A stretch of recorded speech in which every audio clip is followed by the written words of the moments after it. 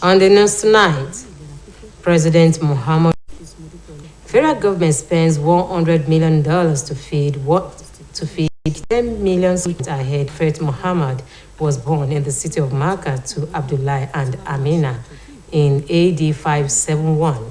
He was born an orphan. His grandfather Abu Talib, who took leave. Meanwhile, people of Makkah see him as an honest, transparent, and trustworthy person. He was 40 years old when the Almighty Allah chose him as his last messenger, similar to the ordeal of the prophets before him, such as Noah, Ibrahim. The Almighty Allah gave Prophet Muhammad the Quran, an encyclopedia of human and non-human existence. It is also a divine book that has survived alterations and manipulations. Prophet Muhammad's message is the message of all prophets before him, and it has continued to reverberate around the world.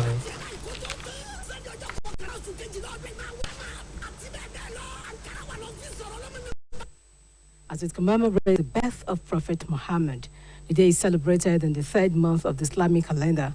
Every year on the anniversary of the Prophet Muhammad, considered as the greatest prophet of Allah in Islam, Muslim countries celebrate it as a national holiday, and everyone commemorates the event in the way they think is most appropriate for the occasion. That's why in certain countries, parades are held in streets and homes and mosques are decorated for the event. On this day, Muslim families gather to worship Allah and spend time together. Some countries, on the other hand, prefer to devote the day to introspection rather than festivities and use it to devote the time to reading the Holy Quran.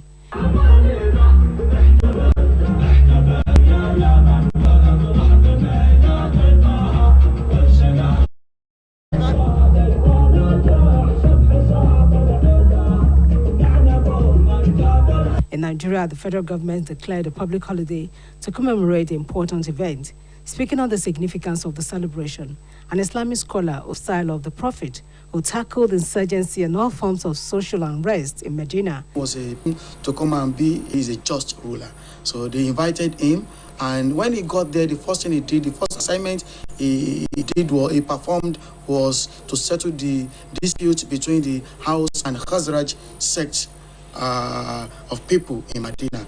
So as a leader in our country, as a leader in our state, as a leader in our local governments, as a leader in anywhere you find yourself in your domain, you need to imbibe this good quality of being a peacemaker. Ustaz Badmos, who described Islam as a religion of peace, maintained that anyone who professes Islam as a religion will never share the blood of another human created by Allah. He equally called on the leaders and followers in Nigeria to imbibe the humility posture of Prophet Muhammad, adding that Nigeria will definitely surmount her challenges if everyone works towards it by doing the right things. You need to make your door open anytime for your people, because they are the reason why you are there. If they are not in existence, that city will not be there for you to govern it. Prophet Muhammad was born in the city of Mecca to Abdullah and Amina. He was born an orphan while his mother also died a few years later.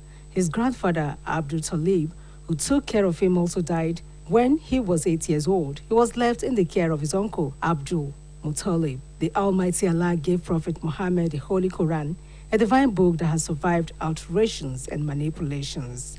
Oluchi Amuda, OSBC News.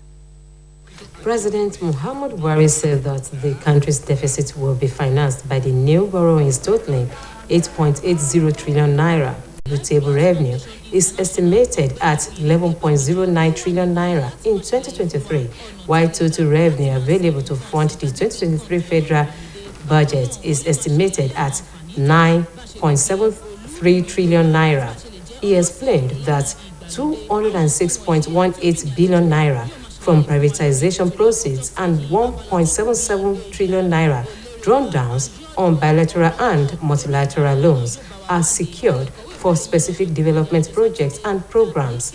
President Buhari said further that the expenditure policy of government in 2023 is designed to achieve the strategic objectives of the National Development Plan 2021 to 2025, including microeconomic stability, human development, food security, improved business environment, energy sufficiency, improving transport infrastructure, and promoting industrialization. President Muhammadu Buhari has been commended for establishing good legacies such as fight against corruption, insurgency, and recent landmark free and fair conduct of elections as witnessed in Ekiti and Osun states. A former permanent secretary in the Ministry of Finance, Osun State, Pastor Okeyode Jacob Israel, stated this after featuring on OSBC Current Affairs program Saturday Morning Trades. Pastor Okeyode urged Nigerians to be prayerful, supportive, and submissive to the leaders so that their positive dreams can come to pass.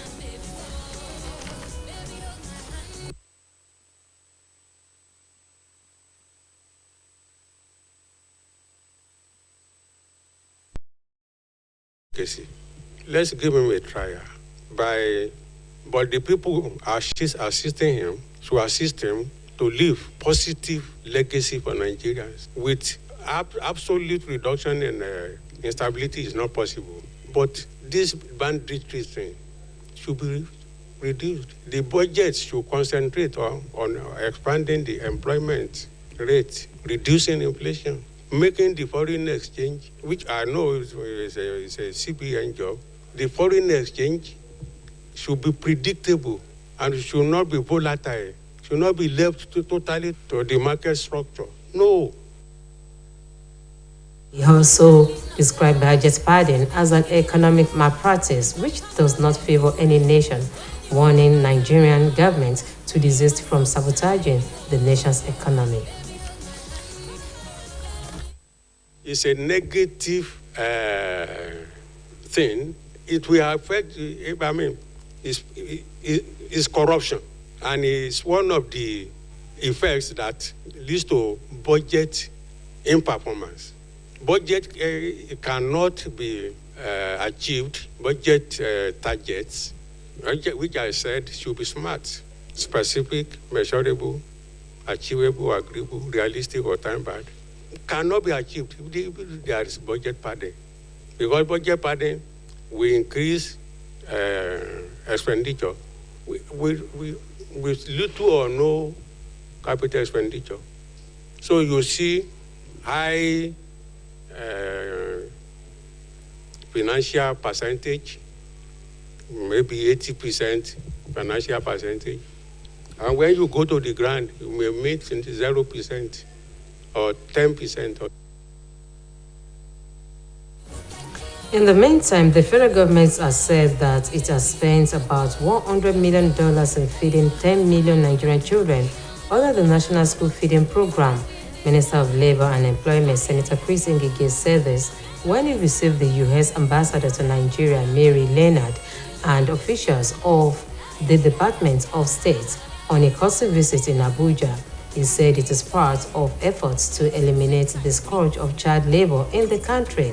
Dr. Ngige said that the Nigerian government introduced the school feeding program under its social security program to encourage children engaged in child labor back to school. He said further that the federal government also introduced social protection programs to fight poverty, which is the major contributory factor to the prevalence of child labor in Nigeria. The minister, however, commended the U.S. government for the recent technical assistance of the Department of Labor to West Africa. The Southern Cardinal Leadership Council has presented a charter to guide the zone's political leaders in their engagements with institutions concerned with the development of the zone. Reports said that the charter containing 7 key points was presented in Kagoro Kaura local government area of the state. Speaking at the presentation, the chairman of the council, Mr. Ishaya Akau, said the charter was to serve as a guide or blueprint for the development of Southern Kaduna. Mr. Akau lamented that while the people of the zone have contributed immensely to the unity and progress of the country, the zone has nothing to show for it in terms of infrastructural development. According to him, the time has come for the people of the area to work together and redefine their existence He also encouraged political leaders in the area to imbibe the habit of returning home on a regular basis to give an account of their stewardship to the people. Authorities of the Ilesha universities have appreciated Governor Adegboyega Oyetola for signing into law the bill that established the Ivory Tower. The chairman governing council meeting held at Osun State College of Education, Ilesha, Elder Odeyemi, on behalf of all the council members, described Governor Adegboyega Oyetola as highly focused, whose zeal for quality university education cannot be overemphasized. Council, management, staff, and students of Osun State College of Education, Ilesha, sincerely appreciate His Excellency Governor Adegboyega Oyetola for fulfilling his promise to upgrade the college to university status by signing the University of Ilesha Law Bill into law on Tuesday, 27 September 2022.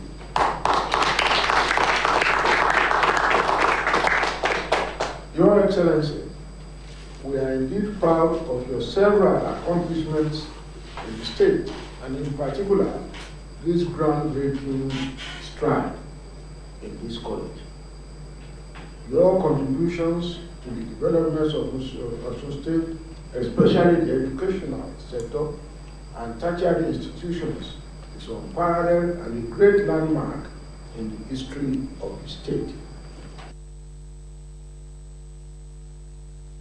Also speaking, the acting provost of Osun State College of Education, Ilesha, Dr. Motaya Akomo, noted that the signing of the bill establishing Ilesha University into law will forever stand as a legacy to the entire people of Ijesha land and the state at large. Dr. Akomo maintained that the action taken by the state government is highly appreciated by the Ijeshas at home and in diaspora. And we are the Almighty will take into greater heights. Amen.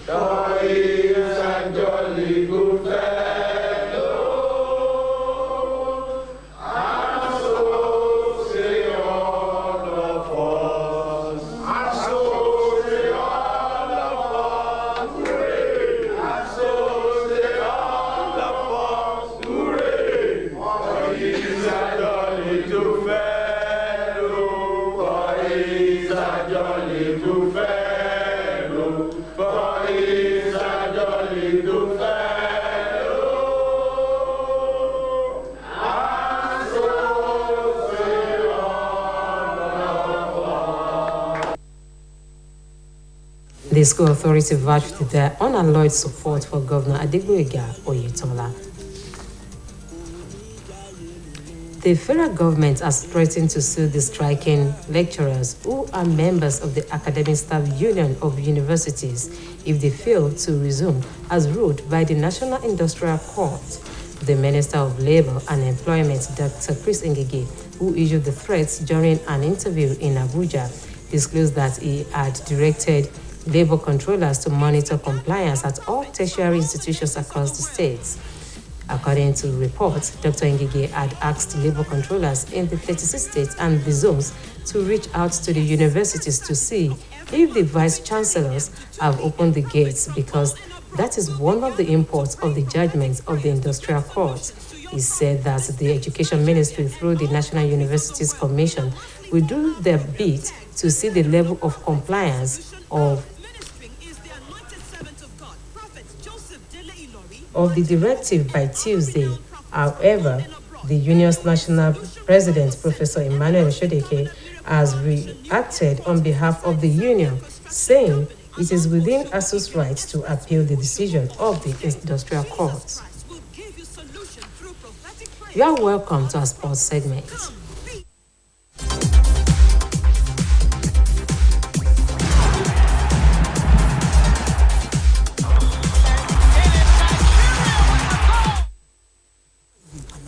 Super Eagles left back has penned another contract that will make him remain with the Portuguese champion FC Porto until 2027. FC Porto made the announcement of the contract renewal on their official website. Omotayo Adevodo has the details of this and more from the world of sports. Super Eagles left back Saidu Sanusi has renewed his contract at FC Porto, which will see him remain at the Portuguese champions until 2027. Porto announced the contract renewal in a statement released on their official website. Sanusi signed a 5-year contract with FC Porto on 30th of August 2020 and won the first trophy of his career on December when he played in the entire 2-0 defeat of Benfica. He finished his first year with 41 competitive matches, scoring in the 4-3 league win over CD Tondela.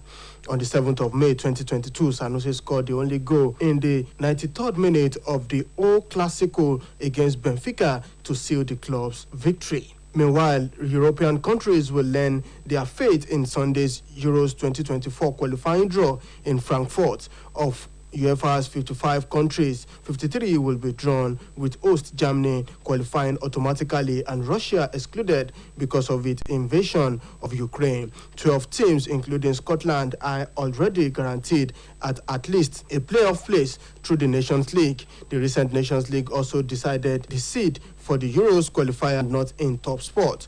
England, Wales, and Scotland are in the second group of the seeds, with Northern Ireland in pot 5 of 6. In the meantime, Francis Tiafoe will face fellow America Taylor Fred against South Korea's Kwon Jong-woo. He then raised his game before completing a 6-2, 0-6, 6-4 victory.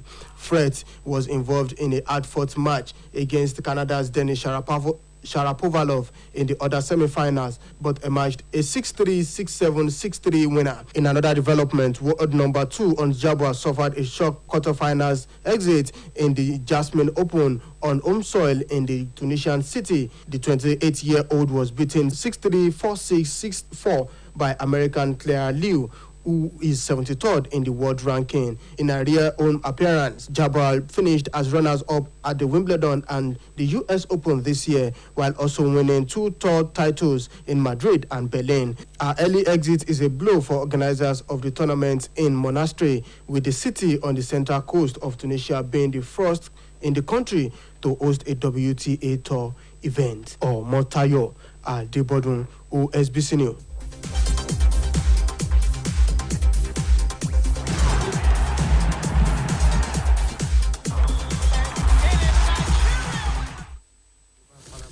Burkina Faso said that a process to pick a transitional president to serve ahead of elections that will be coming up next week following a coup by disaffected military officers against a ruling junta.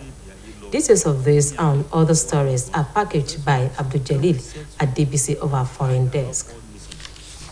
Signed by Burkina Faso strongman Captain Ibrahim Traoré, who took power a week ago, was named interim president, stated that in view of the transition charter, a national meeting will be convened in October 14 and 15 this year. Traoré, who was officially appointed head of the state recently, had said 2 days earlier that he will only deal with current affairs until a new transitional president, civilian or military, is appointed by a national conference, indicating that would happen before the end of the year. The meeting should bring together representatives of political groups and civil society. The impoverished Sahel nation plunged into renewed turmoil last weekend when Lieutenant Colonel Paul-Henri Dambiza, who had himself seized power in January, was toppled by newly emerged rival Traoré, leading a faction of disgruntled junior officers. It was the latest sponge in the Sahel region, much of which the Burkina Faso is battling a growing insurgency. Traoré, aged 34, vowed that Ouagadougou will continue to respect the commitment made under Dambiza to ECOWAS, in particular the organization of elections and the return of civilians to rule. The New York City Mayor Eric Adams has declared a state of emergency to address a crisis situation over an influx of migrants. More than 17,000 people have arrived in the city from southern border since April this year. Mr. Adams said at a press conference that 1 in 5 people in the city shelter system is currently an asylum seeker adding that since September this year, an average of 5 to 6 buses have been arriving in the city each day. Republican states such as Texas, Arizona, and Florida have been sending migrants to Democratic areas in recent months. It's part of a row with the White House as unprecedented numbers of people arriving at the U.S.-Mexico border. Abdul Jalil Adebisi, OSBC News. To end the major reports, here again are the top stories. President Muhammadu Buhari has planned to borrow 8.80 trillion naira to finance 2023 budget. He also reported that the federal government has spent $100 million to feed 10 million school children in Nigeria. While on the foreign scene, we brought you a report that Burkina Faso has said that it will set the process to pick a transition president to serve ahead of the elections that will usher in civil rule in the country. And that ends the major report on OSBC TV. It was edited by Michael Adeniyi. I am Olubumi Ajiboye Agbola. Thank you for watching and good night.